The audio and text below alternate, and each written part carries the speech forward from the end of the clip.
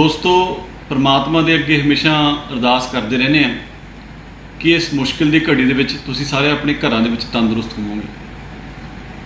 ਦੋਸਤੋ ਬੜੇ ਗੰਭੀਰ ਮਸਲੇ ਦੇ ਸੰਬੰਧ ਵਿੱਚ ਅੱਜ ਫੇਰ ਤੁਹਾਡੇ ਅੱਗੇ ਰੂਬਰੂ ਹੋਇਆ ਤੇ ਜੋ ਅੱਜ ਦਾ ਮਸਲਾ ਉਹ ਇੰਡਸਟਰੀ ਦੇ ਨਾਲ ਜੁੜਿਆ ਹੋਇਆ, ਜੋ ਪੰਜਾਬ ਦੇ ਵਿੱਚ ਉਦਯੋਗ ਹੈ ਉਹਦੇ ਸੰਬੰਧ ਵਿੱਚ ਮੈਂ ਕੁਝ ਵਿਚਾਰ ਤੁਹਾਡੇ ਅੱਗੇ ਰੱਖਣੇ ਚਾਹੁੰਦਾ।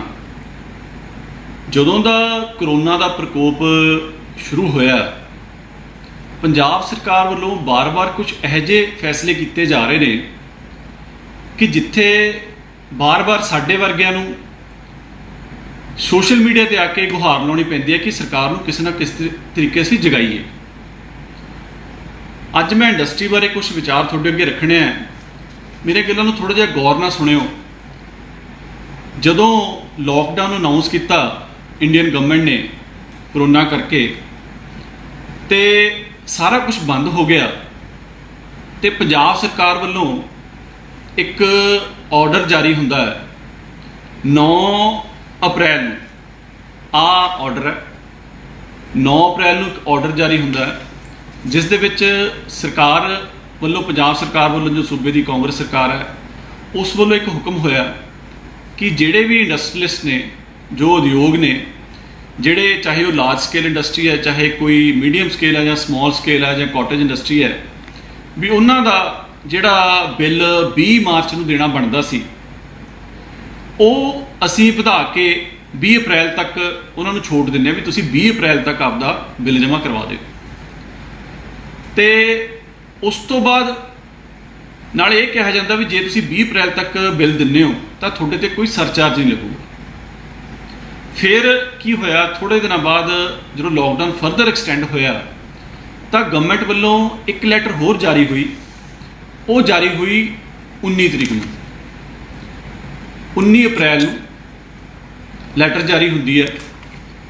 ਉਸ ਦੇ ਵਿੱਚ ਇਹ ਗੱਲ ਕਹੀ ਗਈ ਵੀ ਕਿਉਂਕਿ ਲੋਕਡਾਊਨ ਚੱਲ ਰਿਹਾ ਤੇ ਅਸੀਂ ਜਿੰਨੀ ਇੰਡਸਟਰੀ ਆ ਉਹਨਾਂ ਨੂੰ ਇਹ ਗੱਲ ਕਹਿੰਦੇ ਕਿ ਤੁਸੀਂ ਆਪਦਾ ਚਾਹੇ 10 ਮਈ ਤੱਕ ਆਪਦਾ ਬਿੱਲ ਤੁਸੀਂ ਕਰਾ ਸਕਦੇ ਹੋ ਤੇ ਉਹਦੇ ਵਿੱਚ ਤੁਹਾਡੇ ਤੇ ਕੋਈ ਸਰਚਾਰਜ ਨਹੀਂ ਲੱਗੂਗਾ। ਤੇ ਅੱਜ 10 ਮਈ ਹੈ। ਅੱਜ ਮੇਰੇ ਤੁਹਾਡੇ ਅੱਗੇ ਰੂਬਰੂ ਹੋਣ ਦਾ ਕਾਰਨ ਸਭ ਤੋਂ ਵੱਡਾ ਇਹ ਹੈ ਕਿ 10 ਮਈ ਅੱਜ ਹੋ ਗਈ। ਸਰਕਾਰ ਨੇ ਜੋ 2 ਵਾਰੀ ਲੋਕਾਂ ਨੂੰ, ਇੰਡਸਟਰੀ ਨੂੰ ਇਹ ਗੱਲ ਕਹੀ ਸੀ ਵੀ ਤੁਸੀਂ ਪਹਿਲਾਂ ਇੱਕ ਡੇਟ ਦਿੱਤੀ, ਫਿਰ ਦੂਜੀ ਡੇਟ 'ਤੇ ਵੀ ਆਪਣਾ ਬਿੱਲ ਜਮ੍ਹਾਂ ਕਰਾ ਦਿਓ, ਤੁਹਾਡੇ 'ਤੇ ਕੋਈ ਅਸੀਂ ਟੈਕਸ ਨਹੀਂ ਲਾਵਾਂਗੇ। ਉਹ 'ਚੋਂ ਕੁਛ ਲੋਕਾਂ ਨੇ ਡਰਦੇ ਮਾਰਿਆਂ ਨੇ ਵੀ ਯਾਰ ਜੇ ਆਪਾਂ ਇਸ ਡੇਟ ਤੱਕ ਬਿੱਲ ਜਮ੍ਹਾਂ ਨਾ ਕਰਾਏ ਤਾਂ ਆਪਣੇ ਉਦੋਂ ਬਾਅਦ ਸਰਚਾਰਜ ਲੱਗਣਗੇ ਜਾਂ ਕੋਈ ਆਪਣੇ 'ਤੇ ਜੁਰਮਾਨਾ ਲੱਗੂਗਾ, ਆਪਾਂ ਬਿੱਲ ਦੇ ਦਈਏ, ਚਾਹੇ ਉਹ ਦੇਣ ਦੇ ਸਮਰੱਥ ਸੀ ਜਾਂ ਨਹੀਂ ਸੀ। ਜਿੰਨਾ ਕਿ ਮੇਰੇ ਕੋਲ ਡੇਟਾ ਆਇਆ ਉਹਦੇ ਵਿੱਚ ਅਰਾਊਂਡ 30% ਇੰਡਸਟਰੀਅਲਿਸਟ ਨੇ ਆਪਦੇ ਪੈਸੇ ਜਮ੍ਹਾਂ ਕਰਵਾਏ ਨੇ ਤੇ ਮੈਂ ਦਾਅਵੇ ਨਾਲ ਕਹਿ ਸਕਦਾ ਵੀ ਜਿਹੜੇ 30% ਲੋਕਾਂ ਨੇ ਵੀ ਕਰਵਾਏ ਨੇ ਉਹ ਲੋਕ ਜਾਂ ਤਾਂ ਉਹਨਾਂ ਨੇ ਕਿਸੇ ਬੈਂਕਾਂ ਤੋਂ ਪੈਸੇ ਫੜੇ ਆ ਜਾਂ ਕਿਸੇ ਫਾਈਨੈਂਸਰਾਂ ਤੋਂ ਪੈਸੇ ਫੜੇ ਨੇ। ਉਹ ਮੈਂ ਇਸ ਕਰਕੇ ਕਹਿ ਸਕਦਾ ਕਿਉਂਕਿ ਜਿਹੜਾ ਬਿੱਲ ਰੇਜ਼ 20 ਮਾਰਚ ਨੂੰ ਹੋਇਆ, ਸੁਭਾਵਕ ਹੈ ਕਿ ਉਹ ਬਿੱਲ 20 ਫੈਬਰਵਰੀ ਤੋਂ ਲੈ ਕੇ 20 ਮਾਰਚ ਤੱਕ ਦਾ ਬਿੱਲ ਸੀ ਉਹ, ਤੇ ਉਦੋਂ ਨਾਲ ਦੀ ਨਾਲ ਲੋਕਡਾਊਨ ਅਨਾਉਂਸ ਹੋ ਗਿਆ। ਮੈਂ ਗਵਰਨਮੈਂਟ ਨੂੰ ਇੱਕ ਗੱਲ ਪੁੱਛਣੀ ਚਾਹੁੰਦਾ ਕਿ ਤੁਸੀਂ ਬਿੱਲ ਤਾਂ ਇੰਡਸਟਰੀਅਲਿਸਟ ਤੋਂ ਮੰਗ ਰਹੇ ਹੋ, ਪਰ ਕੀ ਜਿਹੜਾ ਪਿਛਲੇ ਸਮੇਂ ਦੇ ਦੌਰਾਨ ਉਹਨਾਂ ਨੇ ਉਸ ਮਹੀਨੇ ਦੇ ਦੌਰਾਨ ਕੰਮ ਕੀਤਾ ਸੀ 20 ਫੈਬ ਤੋਂ ਲੈ ਕੇ 20 ਮਾਰਚ ਤੱਕ, ਕੀ ਇੰਡਸਟਰੀਆਂ ਵਾਲਿਆਂ ਨੂੰ, ਚਾਹੇ ਉਹ ਲਾਰਜ ਸਕੇਲ ਹੈ ਚਾਹੇ ਕੋਈ ਮਰਜ਼ੀ ਇੰਡਸਟਰੀ ਆ, ਸਮਾਲ ਹੈ, ਕੀ ਉਹਨਾਂ ਦੀਆਂ ਪੇਮੈਂਟਾਂ ਹੋ ਗਈਆਂ ਸੀ? ਕੀ ਜਿਹੜਾ ਉਹਨਾਂ ਨੇ ਮਾਲ ਉਸ ਟਾਈਮ ਦੇ ਦੌਰਾਨ ਪ੍ਰੋਡਿਊਸ ਕੀਤਾ ਸੀ, ਮੈਨੂਫੈਕਚਰ ਕੀਤਾ ਸੀ, ਕੀ ਉਹਨਾਂ ਦਾ ਮਾਲ ਵਿਕ ਗਿਆ ਸੀ? ਕੀ ਉਹਨਾਂ ਨੂੰ ਪੇਮੈਂਟਾਂ ਜਿਹੜੀਆਂ ਉਸ ਟਾਈਮ 'ਤੇ ਦੇਣੀਆਂ ਕਿਸੇ ਹੋਰ ਕੰਪਨੀਆਂ ਵੱਲੋਂ ਦੇਣੇ, ਕੀ ਉਹਨਾਂ ਨੂੰ ਪੇਮੈਂਟਾਂ ਪਹੁੰਚ ਗਈਆਂ ਸੀ? ਬਿਲਕੁਲ ਨਹੀਂ ਸੀ ਪਹੁੰਚੀਆਂ। ਪੇਮੈਂਟਾਂ ਉਹਨਾਂ ਨੂੰ ਬੰਦ ਨੇ ਤੇ ਤੁਸੀਂ ਥੋੜ੍ਹੇ ਦਿਨਾਂ ਬਾਅਦ ਬਿਟਸ ਐਂਡ ਪੀਸਿਸ ਦੇ ਵਿੱਚ ਛੋਟਾ ਜਿਹਾ ਰਿਲੀਫ ਆਪਦੇ ਨੇ ਅਨਾਉਂਸ ਕਰ ਦਿਓ ਤੇ ਉਹਨੂੰ ਬੜਾ ਸਾਂਝ ਜਤਾਉਣ ਦੀ ਕੋਸ਼ਿਸ਼ ਕਰ ਰਹੇ ਹੋ ਕਿ ਇੰਨੀ ਡੇਟ ਤੱਕ ਤੁਸੀਂ ਕਰ ਦਿਓ, ਤੁਹਾਡੇ 'ਤੇ ਅਸੀਂ ਕੋਈ ਸਰਚਾਰਜ ਨਹੀਂ ਲਾਵਾਂਗੇ। ਮੈਂ ਸਰਕਾਰ ਨੂੰ ਪੁੱਛਣਾ ਚਾਹੁੰਦਾ ਕਿ ਲੋਕਡਾਊਨ ਚੱਲੀ ਜਾ ਰਿਹਾ, ਕਰੋਨਾ ਦੀ ਮਾਰ ਇੰਨੀ ਬੁਰੀ ਤਰ੍ਹਾਂ ਪੈ ਰਹੀ ਹੈ, ਕੀ ਉਹ ਇੰਡਸਟਰੀ ਵਾਲਿਆਂ ਦੇ ਕੋਲ ਇਹੋ ਜਿਹੀ ਸੰਜੀਵਨੀ ਬੂਟੀ ਕੀ ਪਿਛਲੇ ਸਮੇਂ ਦੇ ਵਿੱਚ ਮਿਲ ਗਈ ਵੀ ਅੱਜ ਉਹ ਬਿੱਲ ਦੇਣ ਦੇ ਸਮਰੱਥ ਹੈਗੇ? ਤੁਸੀਂ ਬਿੱਲ ਰੇਜ਼ ਕੀਤੇ ਹੋਏ ਨੇ ਤੇ ਅੱਜ ਤੋਂ ਉਹ ਮੀਟਰ ਚੱਲ ਪਿਆ ਤੇ ਹੁਣ ਤੁਸੀਂ ਕੀ ਕਰਨਾ, ਤੁਹਾਡੇ ਡਿਪਾਰਟਮੈਂਟ ਨੇ ਕੀ ਕਰਨਾ? ਉਹਨਾਂ ਇੰਡਸਟਰੀਅਲਿਸਟਾਂ ਨੂੰ ਤੰਗ ਕਰਨਾ ਕਿ ਤੁਹਾਡੇ ਮੀਟਰ ਕੱਟ ਦਾਂਗੇ, ਤੁਹਾਡੇ 'ਤੇ ਜੁਰਮਾਨਾ ਲਾਵਾਂਗੇ, ਆਪਣਾ ਬਿੱਲ ਜਮ੍ਹਾਂ ਕਰਾਓ। ਅੱਜ ਸ਼੍ਰੋਮਣੀ ਅਕਾਲੀ ਦਲ ਇਹ ਗੱਲ ਰੇਜ਼ ਕਰਦਾ, ਇੰਡਸਟਰੀ ਦੀ ਡਿਮਾਂਡ ਤੁਹਾਡੇ ਅੱਗੇ ਰੱਖਣ ਦੀ ਕੋਸ਼ਿਸ਼ ਅਸੀਂ ਕਰ ਰਹੇ ਹਾਂ ਸੋਸ਼ਲ ਮੀਡੀਆ ਦੇ ਰਾਹੀਂ कि ਜਿਹੜੇ ਤੁਸੀਂ ਬਿੱਲ ਦੀ ਗੱਲ ਕਰ ਰਹੇ ਹੋ, ਇੰਡਸਟਰੀ ਉਹ ਬਿੱਲ ਦੇਣ ਦੇ ਵਿੱਚ ਬਿਲਕੁਲ ਸਮਰੱਥ ਨਹੀਂ ਹੈ। ਪਹਿਲੀ ਚੀਜ਼ ਜਿਹੜੀ ਸ਼੍ਰੋਮਣੀ ਅਕਾਲੀ ਦਲ ਡਿਮਾਂਡ ਕਰਦਾ ਕਿ ਜਿਹੜੇ ਤੁਸੀਂ ਬਿੱਲ ਦੀ ਗੱਲ ਕਰਦੇ ਹੋ ਉਹਨਾਂ ਬਿੱਲਾਂ ਦੇ ਵਿੱਚ ਘੱਟੋ ਘੱਟ 30% ਦੀ ਕਟੌਤੀ ਕੀਤੀ ਜਾਵੇ। ਇੰਡਸਟਰੀ ਛੇਤੀ ਕਿਤੇ ਪੈਰਾਂ ਤੇ ਆਉਣ ਵਾਲੀ ਹੈ ਨਹੀਂ। 30% ਦੀ ਉਹਨਾਂ ਨੂੰ ਰਿਬੇਟ ਦਿੱਤੀ ਜਾਵੇ, ਇੰਡਸਟਰੀ ਬਿੱਲ ਨਹੀਂ ਪੇ ਕਰ ਸਕਦੀ। ਦੂਜੀ ਗੱਲ, ਉਹਨਾਂ ਨੂੰ 4 ਮਹੀਨੇ ਦਾ ਸਮਾਂ ਦਿੱਤਾ ਜਾਵੇ ਉਹ ਬਿੱਲ ਪੇ ਕਰਨ ਲਈ। ਜਿਹੜਾ ਬਿੱਲ ਤੁਸੀਂ ਮੰਗ ਰਹੇ ਹੋ 4 ਮਹੀਨੇ ਦਾ ਸਮਾਂ ਉਹਨਾਂ ਨੂੰ ਦਿੱਤਾ ਜਾਵੇ। ਤੇ ਜਿਹੜਾ 4 ਮਹੀਨੇ ਬਾਅਦ ਵੀ ਤੁਸੀਂ ਬਿੱਲ ਰੇਜ਼ ਕਰਨਾ, ਜਿਹੜਾ ਲੋਕਡਾਊਨ ਦੇ ਦੌਰਾਨ ਵਾਲਾ ਬਿੱਲ ਜਿਹੜਾ ਹੈਗਾ, ਮੈਂ ਰਨਿੰਗ ਬਿੱਲ ਦੀ ਗੱਲ ਨਹੀਂ ਕਰ ਰਿਹਾ, ਜਿਹੜੀ ਕਿ ਇੰਡਸਟਰੀ ਚੱਲ ਰਹੀ ਆ ਅੱਜ ਦੀ ਘੜੀ ਜਿਹੜੀ ਚੱਲ ਰਹੀ ਹੈ ਉਹਦਾ ਰਨਿੰਗ ਬਿੱਲ ਤਾਂ ਉਹ ਦੇ ਸਕਦੇ ਨੇ, ਪਰ ਜਿਹੜਾ ਲੋਕਡਾਊਨ ਦੇ ਦੌਰਾਨ ਜਿਹੜਾ ਪਿਛਲੇ ਸਮੇਂ ਇੰਡਸਟਰੀ ਬੰਦ ਰਹੀ ਤੇ ਉਦੋਂ ਪਹਿਲਾਂ ਜਿਹੜਾ ਉਹਨਾਂ ਦਾ ਨੁਕਸਾਨ ਹੋਇਆ, ਉਹ ਜਿਹੜਾ ਤੁਸੀਂ ਇੰਸਟਾਲਮੈਂਟਸ ਦੇ ਵਿੱਚ ਤੁਸੀਂ ਉਹਨਾਂ ਤੋਂ ਬਿੱਲ ਲਿਓ, ਤੁਸੀਂ ਇਕੱਠਾ ਤੁਹਾਨੂੰ ਪੇਮੈਂਟ ਉਹ ਇੰਡਸਟਰੀ ਨਹੀਂ ਕਰ ਸਕਦੀ, ਜਿਹੜਾ 4 ਮਹੀਨੇ ਬਾਅਦ ਮੈਂ ਗੱਲ ਕਰ ਰਿਹਾ।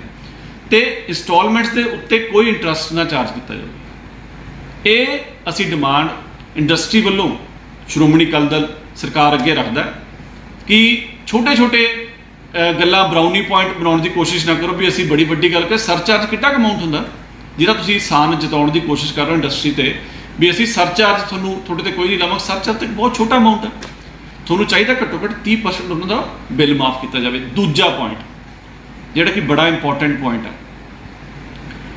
ਜਦੋਂ ਕਰੋਨਾ ਦੀ ਹੁਣ ਮਾਰ ਚੱਲ ਰਹੀ ਹੈ, 5 ਮਈ ਨੂੰ ਪੰਜਾਬ ਸਰਕਾਰ ਦਾ ਇੱਕ ਆਰਡਰ ਆਉਂਦਾ ਜਿਸ ਦੇ ਵਿੱਚ ਸਰਕਾਰ ਇਹ ਗੱਲ ਕਹਿੰਦੀ ਹੈ ਕਿ ਜੀ large scale industry, medium scale industry ਜਿਹੜੀ ਕਿ ਡੈਜ਼ਿਗਨੇਟਿਡ ਇੰਡਸਟਰੀਅਲ ਹਾਊਸ ਜਿਹੜੇ ਜ਼ੋਨਸ ਦੇ ਵਿੱਚ ਲੱਗੀ ਹੋਈ ਹੈ ਜਾਂ ਫੋਕਲ ਪੁਆਇੰਟਸ ਦੇ ਵਿੱਚ ਲੱਗੀ ਹੋਈ ਹੈ, ਉਹ ਇੰਡਸਟਰੀ ਚੱਲ ਸਕਦੀ ਹੈ ਵਿਦ ਫਿਊ ਕੰਡੀਸ਼ਨਸ, ਜਿਹੜੀਆਂ ਉਹਨਾਂ ਨੂੰ ਕੰਡੀਸ਼ਨਸ ਫੋਲੋ ਕਰਨੀਆਂ ਪੈਣੀਆਂ ਨੇ, ਜਿਵੇਂ ਕਿ ਸੋਸ਼ਲ ਡਿਸਟੈਂਸਿੰਗ ਉਹਨਾਂ ਨੂੰ ਫੋਲੋ ਕਰਨੀ ਪਊਗੀ, 30% ਤੋਂ ਵੱਧ ਲੇਬਰ ਨਹੀਂ ਹੋ ਸਕਦੀ, ਤੇ ਉਹਨਾਂ ਦਾ ਜੋ ਥਰਮਲ ਸਕਰੀਨਿੰਗ ਜਿਹੜੀ ਲੇਬਰ ਉੱਥੇ ਜਿਹੜੀ ਕੰਮ ਕਰਦੀ ਹੈ ਉਹ ਤੁਸੀਂ ਕਰੋਗੇ ਤਾਂ ਤੁਸੀਂ ਆਪਦੀ ਜਿਹੜੀ ਵੱਡੀ ਇੰਡਸਟਰੀ ਹੈ ਉਹ ਤੁਸੀਂ ਚਲਾ ਸਕਦੇ ਹੋ। ਅਸੀਂ ਇਸ ਡਿਸੀਜ਼ਨ ਦਾ ਵੈਲਕਮ ਕਰਦੇ ਹਾਂ ਵੀ ਜਦੋਂ ਗਵਰਨਮੈਂਟ ਨੇ ਚਲੋ ਇਹ ਫੈਸਲਾ ਲਿਆ ਵੀ ਚਲੋ ਉਹਨਾਂ ਇੰਡਸਟਰੀ ਵਾਲਿਆਂ ਨੂੰ ਤੁਸੀਂ ਕਹੋ, ਪਰ ਇਹਦੇ ਵਿੱਚ ਇੱਕ ਬਹੁਤ ਵੱਡੀ ਜੋ ਕਮੀ ਛੱਡੀ ਗਈ ਹੈ, ਜੋ ਧੱਕਾ ਕੀਤਾ ਗਿਆ ਕਿ ਜਿਹੜੀ ਇੰਡਸਟਰੀ ਮਿਕਸਡ ਲੈਂਡ ਯੂਜ਼ ਦੇ ਵਿੱਚ ਲੱਗੀ ਹੋਈ ਹੈ, ਨੌਨ ਡੈਜ਼ਿਗਨੇਟਿਡ ਜਗ੍ਹਾ ਤੇ ਲੱਗੀ ਹੋਈ ਹੈ, ਜਿੱਥੇ ਕੋਈ ਫੋਕਲ ਪੁਆਇੰਟ ਨਹੀਂ ਹੈ, ਜਿੱਥੇ ਕੋਈ ਇੰਡਸਟਰੀਅਲ ਜ਼ੋਨ ਨਹੀਂ ਹੈ, ਜਿਹੜੀ ਤੁਸੀਂ ਇੰਡਸਟਰੀ ਉੱਥੇ ਲਾਈ ਹੈ ਉਹਨੂੰ ਤੁਸੀਂ ਕਿਸੇ ਵੀ ਇਸ ਦੇ ਵਿੱਚ ਜ਼ਿਕਰ ਨਹੀਂ ਕੀਤਾ। ਤੇ ਉਹਨਾਂ ਨੂੰ ਇਹ ਗੱਲ ਕਹੀ ਗਈ ਹੈ ਵੀ ਤੁਸੀਂ ਇੰਡਸਟਰੀ ਆਪਣੀ ਜਿਹੜੀ ਮੰਨ ਲਓ cottage industry, small scale industry, ਉਹਨਾਂ ਨੂੰ ਇਹ ਗੱਲ ਕਹੀ ਗਈ ਹੈ ਵੀ ਭਾਈ ਤੁਸੀਂ ਨਹੀਂ ਆਪਦੀ ਇੰਡਸਟਰੀ ਖੋਲ੍ਹ ਸਕਦੇ। ਮੈਂ ਸਰਕਾਰ ਨੂੰ ਪੁੱਛਣਾ ਚਾਹੁੰਦਾ ਕਿ ਤੁਸੀਂ ਇਹ ਵਿਤਕਰਾ ਕਿਉਂ ਕਰ ਰਹੇ ਹੋ? ਵੱਡੇ ਘਰਾਂ ਨੂੰ ਤੁਸੀਂ ਕਹਿ ਰਹੇ ਹੋ ਵੀ ਤੁਸੀਂ ਖੋਲ੍ਹ ਲਓ, ਛੋਟਿਆਂ ਨੂੰ ਤੁਸੀਂ ਕਹਿ ਰਹੇ ਹੋ ਵੀ ਤੁਸੀਂ ਨਹੀਂ ਖੋਲ੍ਹ ਸਕਦੇ। ਪਰ ਮੈਂ ਸਰਕਾਰ ਦਾ ਇੱਕ ਧਿਆਨ ਉਹਨਾਂ ਦੇ ਲਿਆਉਣਾ ਚਾਹੁੰਦਾ ਗੱਲ, ਜਿਹੜੀ ਇੰਡਸਟਰੀ ਤੁਸੀਂ ਖੋਲ੍ਹਣ ਦੀ ਗੱਲ ਕਰ ਰਹੇ ਹੋ ਨਾ, ਉਹ ਇੰਡਸਟਰੀ ਵੀ ਡਿਪੈਂਡੈਂਟ ਆ ਛੋਟੀ ਇੰਡਸਟਰੀ ਦੇ ਉੱਤੇ, ਜਿਹੜੀ ਕਿ ਕਾਟੇਜ ਇੰਡਸਟਰੀ ਹੈ, ਜਿਹੜੇ ਛੋਟੇ ਘਰਾਂ ਦੇ ਵਿੱਚ, ਛੋਟੇ ਫੈਕਟਰੀਆਂ ਦੇ ਵਿੱਚ ਜਿਹੜੀ ਲੱਗੀ ਹੋਈ ਹੈ, ਉਹ ਤੇ ਡਿਪੈਂਡੈਂਟ ਆ। ਜਿੰਨਾ ਚਿਰ ਉਹ ਇੰਡਸਟਰੀ ਨਹੀਂ ਚੱਲਦੀ ਛੋਟੇ ਵਾਲੀ, ਉਹਨਾਂ ਚਿਰ ਤੁਹਾਡੀਆਂ ਜਿਹੜੀਆਂ ਵੱਡੀਆਂ ਇੰਡਸਟਰੀਆਂ ਜਿਹੜੀਆਂ ਪੰਜਾਬ ਦੇ ਵਿੱਚ ਹੈ ਉਹ ਚੱਲ ਹੀ ਨਹੀਂ ਸਕਦੀਆਂ। ਉਦਾਹਰਨ ਦੇ ਤੌਰ ਤੇ ਸਾਈਕਲ ਇੰਡਸਟਰੀ ਹੈ, ਸਾਈਕਲ ਇੰਡਸਟਰੀ ਇੱਕ ਬੜੀ ਮੇਜਰ ਇੰਡਸਟਰੀ ਹੈ ਪੰਜਾਬ ਦੀ। ਸਾਈਕਲ ਇੰਡਸਟਰੀ ਚਾਹੇ ਉਹ ਹੀਰੋ ਸਾਈਕਲ ਲਾ ਲਓ, ਚਾਹੇ A1 ਸਾਈਕਲ ਲਾ ਲਓ, ਫਰੰਟੀਅਰ ਲਾ ਲਓ, ਜਿੰਨੇ ਵੀ ਵੱਡੇ ਘਰਾਣੇ ਨੇ ਸਾਈਕਲ, ਵੱਡੇ ਜਿਹੜੇ ਮੈਨੂਫੈਕਚਰਿੰਗ ਯੂਨਿਟਸ ਨੇ, ਕੀ ਉਹ ਸਾਈਕਲ ਸਾਰਾ ਆਪ ਬਣਾਉਂਦੇ ਨੇ? ਉਹ ਸਾਈਕਲ ਅਸੈਂਬਲ ਕਰਦੇ ਨੇ। ਜਿਹੜਾ ਉਹਨਾਂ ਦੇ ਸਪੇਅਰ ਪਾਰਟਸ ਨੇ, ਚਾਹੇ ਉਹ ਕੋਈ ਕੈਰੀਅਰ ਆ, ਚਾਹੇ ਕੋਈ ਉਹਦੀਆਂ ਬੈਲਜ਼ ਨੇ, ਚਾਹੇ ਕੋਈ ਚੇਨ ਆ, ਚਾਹੇ ਕੋਈ ਮੱਡ ਗਾਰਡ ਆ, ਕਹਿਣ ਦਾ ਭਾਵ ਹਰ ਤਰ੍ਹਾਂ ਦਾ ਰॉ ਮਟੀਰੀਅਲ ਉਹ ਛੋਟੀਆਂ ਇੰਡਸਟਰੀਆਂ ਜਿਹੜੀਆਂ ਕਾਟੇਜ ਇੰਡਸਟਰੀਜ਼ ਨੇ, ਜਿਹੜੀਆਂ ਕਿ ਇੰਡਸਟਰੀਅਲ ਜ਼ੋਨਸ ਦੇ ਵਿੱਚ ਨਹੀਂ ਲੱਗੀਆਂ ਹੋਈਆਂ, ਉਹ ਉੱਥੇ ਉਹਨਾਂ ਤੋਂ ਬਣਵਾਉਂਦੇ ਨੇ। ਉਦੋਂ ਬਾਅਦ ਉਹਨਾਂ ਕੋਲੇ ਮਾਲ ਇਕੱਠਾ ਕਰਕੇ ਉਦੋਂ ਬਾਅਦ ਉਸ ਮਾਲ ਨੂੰ ਅਸੈਂਬਲ ਕਰਕੇ ਇੱਕ ਸਾਈਕਲ ਬਣਾ ਕੇ ਫਿਰ ਉਦੋਂ ਬਾਅਦ ਆਪਦਾ ਉਹ ਵੇਚਦੇ। ਕੀ ਜੇ ਉਹਨਾਂ ਨੂੰ ਬਿਨਾਂ ਚੇਨ ਤੋਂ, ਬਿਨਾਂ ਮੱਡ ਗਾਰਡ ਤੋਂ, ਬਿਨਾਂ ਸੀਟਸ ਤੋਂ, ਬਿਨਾਂ ਬੈਲ ਤੋਂ ਸਾਈਕਲ ਬਣਾ ਸਕਦੇ ਨੇ? ਹੁਣ ਜੇ ਤੁਸੀਂ ਇਹ ਨਹੀਂ ਖੋਲ੍ਹਦੇ, ਆਹ ਵੱਡੀ ਇੰਡਸਟਰੀ ਵੀ ਨਹੀਂ ਚੱਲਣੀ। ਦੂਜੀ ਗੱਲ, ਹੁਣ ਮੰਨ ਲਓ ਇੱਕ ਫਾਸਟਨਰ ਇੰਡਸਟਰੀ ਹੁੰਦੀ ਹੈ, ਜਿਹਨੂੰ ਆਪਾਂ ਜਿਵੇਂ ਕਹਿੰਦੇ ਨੇ ਜਿਵੇਂ ਨਟ ਬੋਲਟਸ ਹੋ ਗਏ, ਇਸ ਤਰ੍ਹਾਂ ਦੀਆਂ ਚੀਜ਼ਾਂ ਹੋ ਗਈਆਂ। ਹੁਣ ਉਹ ਇੰਡਸਟਰੀਆਂ ਜਿਹੜੀਆਂ ਹੈਗੀਆਂ ਨੇ, ਫਾਸਟਨਰ ਇੰਡਸਟਰੀ ਹੈ, ਨਟ ਬੋਲਟਸ, ਉਹਨਾਂ ਦੀ ਡਾਈ ਜਿਹੜੀ ਉਹਦੀ ਹਾਰਡਨਿੰਗ ਤੇ ਟੈਂਪਰਿੰਗ ਹੁੰਦੀ ਹੈ ਉਹ ਕਿੱਥੋਂ ਕਰਾਉਂਦੇ ਨੇ? ਛੋਟੀਆਂ ਇੰਡਸਟਰੀਆਂ ਤੋਂ, ਜਿਹੜੀ ਕਾਟੇਜ ਇੰਡਸਟਰੀ ਹੈ, ਜਿਹੜੇ ਛੋਟੇ ਛੋਟੇ ਘਰਾਂ ਦੇ ਵਿੱਚ ਲੱਗੀਆਂ ਹੋਈਆਂ ਨੇ। ਕੀ ਜਿਹੜੀ ਫਾਸਟਰ ਇੰਡਸਟਰੀ ਹੈ ਉਹ ਕਾਮਯਾਬ ਹੋ ਜੂ ਉਹਨਾਂ ਇੰਡਸਟਰੀਜ਼ ਤੋਂ ਬਿਨਾਂ? ਉਹਨਾਂ ਦਾ ਕੰਮ ਵੀ ਨਹੀਂ ਚੱਲ ਸਕਦਾ, ਕਿਸੇ ਹਾਲ ਨਹੀਂ ਚੱਲ ਸਕਦਾ। ਉਹਨਾਂ ਨੂੰ ਜਿਹੜੀ ਡਾਈ ਉਹਨਾਂ ਨੂੰ ਚਾਹੀਦੀ ਹੁੰਦੀ ਹੈ, ਉਹ ਸਪੈਸ਼ਲਿਸਟ ਬੰਦੇ ਨੇ ਜਿਹੜੇ ਡਾਈਆਂ ਬਣਾਉਂਦੇ ਨੇ, ਤੇ ਉਹ ਛੋਟੇ ਛੋਟੇ ਕਾਰੀਗਰ ਨੇ ਜਿਹੜੇ ਆਪਣੇ ਛੋਟੇ ਛੋਟੇ ਜਗ੍ਹਾ ਦੇ ਵਿੱਚ ਉਹਨਾਂ ਨੇ ਲਾਈਆਂ ਹੋਈਆਂ ਨੇ। ਉਹਨਾਂ ਤੋਂ ਬਿਨਾਂ ਉਹਨਾਂ ਦਾ ਕੰਮ ਹੀ ਨਹੀਂ ਚੱਲ ਸਕਦਾ। ਤੀਜੀ, ਹੌਜ਼ਰੀ ਇੰਡਸਟਰੀ ਜਿਹੜੀ ਕਿ ਬੈਕਬੋਨ ਆ, ਟੈਕਸਟਾਈਲ ਇੰਡਸਟਰੀ, ਹੌਜ਼ਰੀ ਇੰਡਸਟਰੀ ਜਿਹੜੀ ਕਿ ਪੂਰੇ ਪੰਜਾਬ ਦੀ ਸਭ ਤੋਂ ਵੱਡੀ ਇੰਡਸਟਰੀ ਗਿਣੀ ਗਈ ਹੈ। ਕੀ ਉਹ ਛੋਟੀਆਂ ਇੰਡਸਟਰੀਆਂ ਤੋਂ ਬਿਨਾਂ ਚੱਲ ਜੂਗੀ? ਮੈਂ ਗਵਰਨਮੈਂਟ ਨੂੰ ਪੁੱਛਣਾ ਚਾਹੁੰਦਾ, ਮੰਨ ਲਓ ਕੋਈ ਸਪਿਨਿੰਗ ਮਿਲ ਹੈ ਜਿਹੜੀ ਫਾਈਬਰ ਤੋਂ ਮੰਨ ਲਓ ਧਾਗਾ ਬਣਾਉਂਦੀ ਹੈ। ਹੁਣ ਜਿੰਨਾ ਚਿਰ ਮੰਨ ਲਓ ਕੋਈ ਨਿਟਿੰਗ ਵਾਲੀ ਇੰਡਸਟਰੀ ਜਾਂ ਜਿਹੜੇ ਵੀਵਿੰਗ ਵਾਲੀ ਇੰਡਸਟਰੀ, ਜਿਹੜੇ ਛੋਟੇ ਪਲੇਅਰ ਨੇ, ਜਿੰਨਾ ਚਿਰ ਉਹਨਾਂ ਨੂੰ ਉਸ ਧਾਗੇ ਦੀ ਡਿਮਾਂਡ ਹੀ ਨਹੀਂ ਕਰਦੇ ਤਾਂ ਉਹ ਧਾਗਾ ਬਣਾ ਕੇ ਕੀ ਕਰਨਗੇ? ਧਾਗਾ ਬਣਾਉਂਦੀ ਹੈ ਸਪਿਨਿੰਗ ਮਿਲਸ, ਧਾਗੇ ਦੀ ਲੋੜ ਕਿਹਨੂੰ ਆ? ਜਿਹੜੇ ਵੀਵਿੰਗ ਤੇ ਨਿਟਿੰਗ ਇੰਡਸਟਰੀ ਜਿਹੜੀਆਂ ਉਹ ਪਰ ਬੰਦ ਕੀਤੀਆਂ ਹੋਈਆਂ ਤੁਸੀਂ, ਤਾਂ ਫਿਰ ਉਹਨੇ ਧਾਗਾ ਬਣਾ ਕੇ ਕੀ ਕਰਨਾ? ਦੂਜੀ ਗੱਲ, ਧਾਗੇ ਦੀ ਡਾਈਂਗ ਕਿੱਥੇ ਹੋਣੀ ਹੈ? ਡਾਈਂਗ ਯੂਨਿਟਸ ਵੀ ਤੁਸੀਂ ਬੰਦ ਕੀਤੇ ਹੋਏ ਨੇ। ਹੁਣ ਇਹਦੇ ਪਿੱਛੇ ਕਾਰਨ ਤੁਸੀਂ ਕੀ ਦੇ ਰਹੇ ਹੋ? ਵੀ ਜੀ ਇਹ ਉਹ ਇੰਡਸਟਰੀ ਆ ਜਿਹੜੀ ਕਿਸੇ ਪਲਾਨ ਦੇ ਵਿੱਚ ਹੈ ਨਹੀਂ, ਕੋਈ ਮਾਸਟਰ ਪਲਾਨ ਨਹੀਂ ਹੈ ਤੇ ਬੜੀ ਕੰਜਸਟਡ ਜਗ੍ਹਾ ਦੇ ਉੱਤੇ ਲੱਗੀ ਹੋਈ ਹੈ, ਤੇ ਇਸ ਕਰਕੇ ਅਸੀਂ ਅਲਾਓ ਨਹੀਂ ਕਰ ਸਕਦੇ, ਇੱਥੇ ਬਿਮਾਰੀ ਫੈਲ ਸਕਦੀ ਹੈ, ਇਸ ਕਰਕੇ ਅਸੀਂ ਇਹਨਾਂ ਨੂੰ ਨਹੀਂ ਅਲਾਓ ਕਰ ਸਕਦੇ। ਮੈਂ ਗਵਰਨਮੈਂਟ ਨੂੰ ਪੁੱਛਣਾ ਚਾਹੁੰਦਾ ਕਿ ਜੇ ਗਵਰਨਮੈਂਟ, ਪੰਜਾਬ ਦੀ ਕਾਂਗਰਸ ਸਰਕਾਰ ਜੇ ਰੈਸਟੋਰੈਂਟਸ ਨੂੰ ਓਪਨ ਕਰ ਸਕਦੀ ਹੈ, ਜੇ ਡੇਅਰੀਜ਼ ਨੂੰ ਓਪਨ ਕਰ ਸਕਦੀ ਹੈ, ਜੇ ਡਿਪਾਰਟਮੈਂਟਲ ਸਟੋਰਸ ਨੂੰ ਓਪਨ ਕਰ ਸਕਦੀ ਹੈ, ਜੇ ਉਹ ਵੱਡੀ ਇੰਡਸਟਰੀ ਨੂੰ ਓਪਨ ਕਰ ਸਕਦੀ ਹੈ, ਜਿਹੜੀ ਕਿ ਅਸੀਂ ਇਸ ਚੀਜ਼ ਦੇ ਅਗੇਂਸਟ ਨਹੀਂ, ਅਸੀਂ ਇਹਨਾਂ ਦੇ ਹੱਕ 'ਚ ਹਾਂ। ਇਹ ਵੀ ਸਾਡੇ ਭਰਾ ਨੇ, ਰੈਸਟੋਰੈਂਟਸ ਵਾਲੇ ਹੋ ਗਏ, ਹੌਜ਼ਰੀ ਵਾਲੇ, ਆਪਣਾ ਡੇਅਰੀ ਵਾਲੇ ਹੋ ਗਏ, ਜਿੰਨੇ ਵੀ ਹੈਗੇ ਜਿਨ੍ਹਾਂ ਨੂੰ ਤੁਸੀਂ ਪਰਮਿਸ਼ਨਾਂ ਦਿੱਤੀਆਂ ਨੇ, ਚਾਹੇ ਉਹ ਕਰਿਆਨੇ ਵਾਲੇ ਹੋ ਗਏ, ਇਹਨਾਂ ਤੇ ਵੀ ਕਰੋਨਾ ਦੀ ਉਨੀ ਮਾਰ ਪਈ ਹੈ। ਜੇ ਉਹਨਾਂ ਦੇ ਉੱਤੇ ਕੁਝ ਕੰਡੀਸ਼ਨਾਂ ਲਾ ਕੇ ਵੀ ਭਾਈ ਤੁਸੀਂ ਥਰਮਲ ਸਕਰੀਨਿੰਗ ਕਰਨੀ ਆ, ਤੁਸੀਂ ਬੰਦੇ ਲੇਬਰ ਇਦੋਂ ਵੱਧ ਨਹੀਂ ਰੱਖ ਸਕਦੇ, ਤਾਂ ਕੀ ਇਸ ਜਿਹੜੀ ਇੰਡਸਟਰੀ ਜਿਹਦੀ ਮੈਂ ਗੱਲ ਕੀਤੀ ਹੈ, ਕਾਟੇਜ ਇੰਡਸਟਰੀ ਹੈ ਜਿਹੜੀ ਨਾਨ ਡੈਜ਼ਿਗਨੇਟਿਡ ਜਗ੍ਹਾ 'ਤੇ ਲੱਗੀ ਹੈ, ਕੀ ਇਹਨਾਂ ਦੇ ਉੱਤੇ ਤੁਸੀਂ ਕੋਈ ਕੰਡੀਸ਼ਨ ਬਣਾ ਕੇ ਇਹਨਾਂ ਨੂੰ ਤੁਸੀਂ ਨਹੀਂ ਖੋਲ੍ਹ ਸਕਦੇ? ਉਹ ਇੰਡਸਟਰੀ ਨੂੰ ਤੁਸੀਂ ਕੀ ਔਡ ਈਵਨ ਸਕੀਮ ਨਾਲ ਨਹੀਂ ਤੁਸੀਂ ਦੱਸ ਸਕਦੇ? ਹਰ ਇੰਡਸਟਰੀ ਦਾ ਨੰਬਰ ਲੱਗਿਆ ਹੋਇਆ, ਤੁਸੀਂ ਕਹਿ ਸਕਦੇ ਹੋ ਵੀ ਅੱਜ ਇੰਨੇ ਔਡ ਚੱਲੂ, ਅੱਜ ਈਵਨ ਚੱਲੂ, ਜਾਂ ਅੱਜ ਫਲਾਣੀ ਇੰਡਸਟਰੀ ਚੱਲੂ, ਅੱਜ ਆਹ ਚੱਲੂ, ਅੱਜ ਨਹੀਂ ਚੱਲੂ। ਤੁਸੀਂ ਉਸ ਇੰਡਸਟਰੀ ਨੂੰ ਬੰਦ ਕੀਤਾ ਪਿਆ ਜਿਹੜੀ ਇੰਡਸਟਰੀ ਲੇਬਰ ਇੰਟੈਂਸਿਵ ਆ, ਜਿਹੜਾ ਕਿ ਸਭ ਤੋਂ ਵੱਡਾ ਪੁਆਇੰਟ ਆ।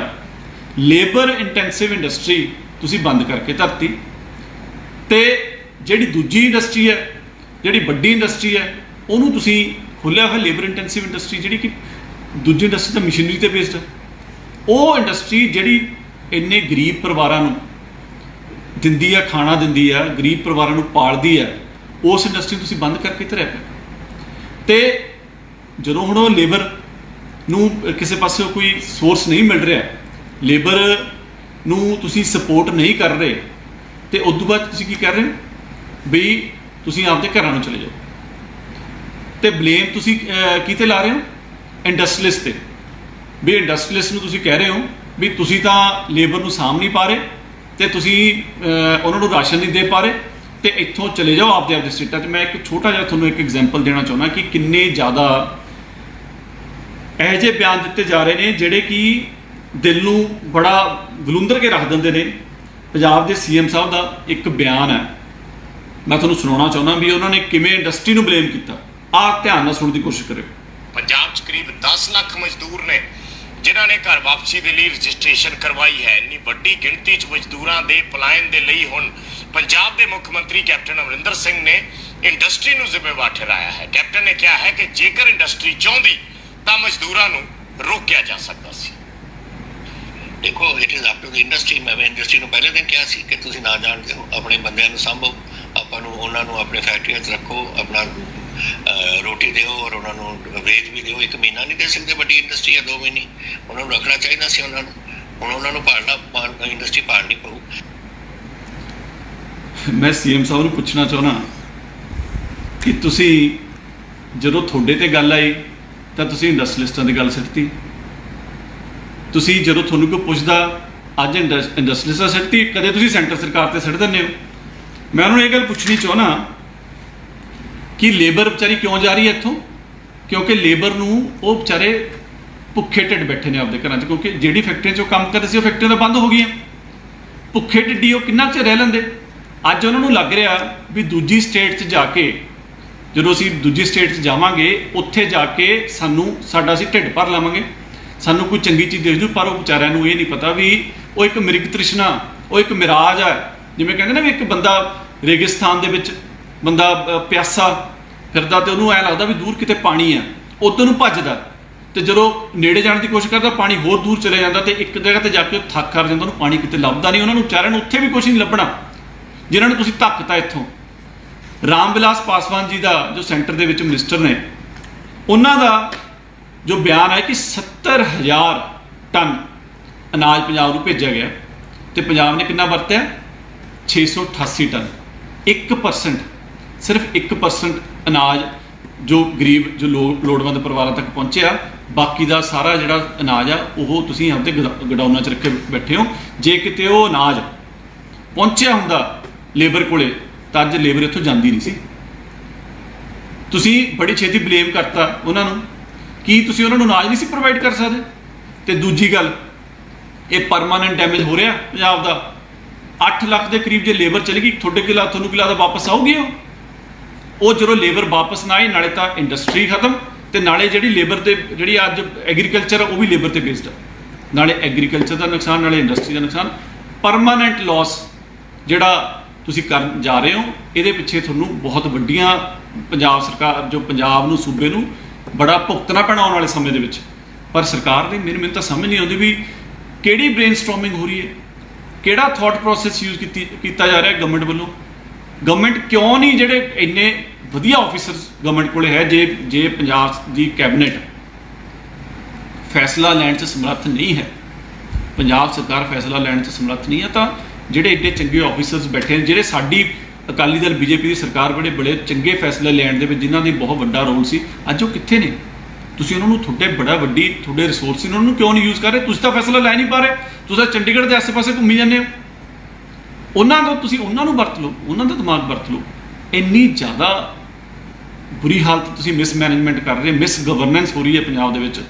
ਮੈਂ ਅੱਜ ਵੀ ਉੱਠ ਖੜੋ, ਪਰ ਉਮੀਦ ਤਾਂ ਹੈ ਨਹੀਂ, ਪਰ ਸੋਸ਼ਲ ਮੀਡੀਆ ਦੇ ਥਰੂ ਅਸੀਂ ਰੌਲਾ ਜ਼ਰੂਰ ਪਾਉਂਦੇ ਰਹਾਂਗੇ। ਤੀਜਾ ਪੁਆਇੰਟ, ਜਿਹੜਾ ਸ਼ਗੂਫਾ ਦੇ ਕੇ ਜਿਹੜਾ ਇੱਕ ਬਹੁਤ ਵੱਡਾ ਤੁਸੀਂ ਲੋਕਾਂ ਨੂੰ ਵਾਅਦਾ ਕਰਕੇ ਸਰਕਾਰ ਬਣਾਈ ਸੀ, ਖਾਸ ਕਰਕੇ ਇੰਡਸਟਰੀ ਨੂੰ, ਤੁਸੀਂ ਇਹ ਗੱਲ ਕਹੀ ਸੀ ਪੰਜਾਬ ਸਰਕਾਰ ਨੇ, ਕਾਂਗਰਸ ਸਰਕਾਰ ਨੇ, ਕਿ ਅਸੀਂ 5 ਰੁਪਏ ਯੂਨਿਟ ਬਿਜਲੀ ਦੇਵਾਂਗੇ ਇੰਡਸਟਰੀ ਨੂੰ। ਉਸ ਗੱਲਾਂ ਦੇ ਵਿੱਚ ਆ ਕੇ ਜੋ ਇੰਡਸਟਰੀਅਲਿਸਟ ਨੇ, ਖਾਸ ਕਰਕੇ ਜੋ ਕਾਂਗਰਸ ਸਰਕਾਰ, ਉਹਨਾਂ ਨੂੰ ਲਿਆਂਦੀ, ਵੋਟ ਪਾਈ, ਪਰ ਸਰਕਾਰ ਬਣਦੀ ਸਾਰ ਤੁਸੀਂ ਕੀ ਕੀਤਾ?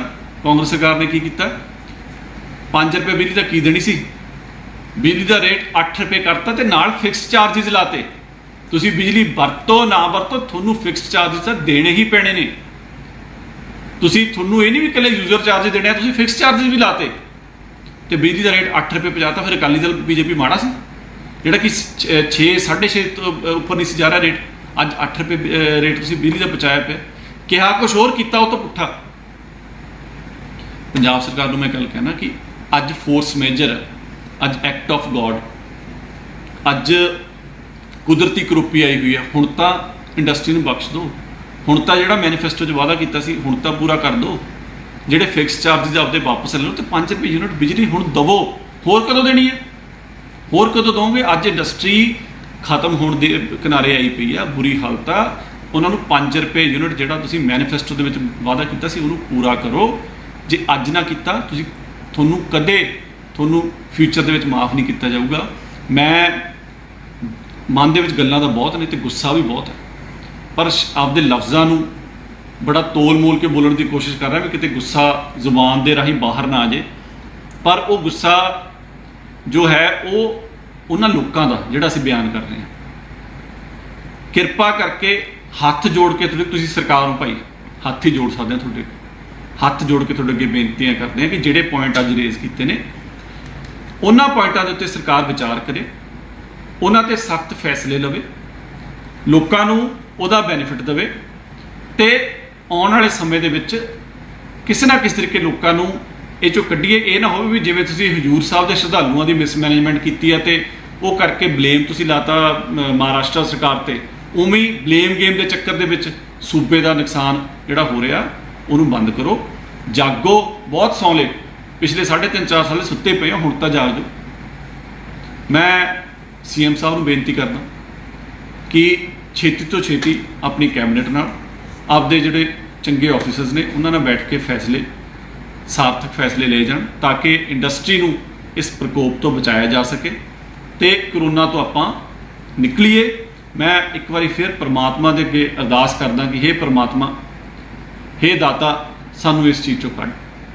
ਬੰਦੇ ਦੀ ਬੱਸ ਹੋਈ ਪਈ ਹੈ, ਬੰਦੇ ਦੀ ਬੱਸ ਹੋਈ ਪਈ ਹੈ, ਸਾਰੇ ਰਿਸੋਰਸ ਖਤਮ ਹੋਈ ਜਾਂਦੇ ਨੇ। ਹੁਣ ਤੁਸੀਂ ਉਹ ਕੁਛ ਕਰੋ। ਪ੍ਰਮਾਤਮਾ ਤੇਰੇ ਅੱਗੇ ਹੱਥ ਜੋੜ ਕੇ ਬੇਨਤੀ ਹੈ ਕਿ ਸਾਨੂੰ ਇਸ ਮਹਾਮਾਰੀ ਤੋਂ ਬਚਾਵੇ। ਮੈਨੂੰ ਉਮੀਦ ਹੈ ਕਿ ਤੁਸੀਂ ਆਪਦੇ ਘਰਾਂ ਦੇ ਵਿੱਚ ਤੰਦਰੁਸਤ ਬਸੋਗੇ। ਆਪ ਸਭ ਦਾ ਬਹੁਤ ਬਹੁਤ ਧੰਨਵਾਦ।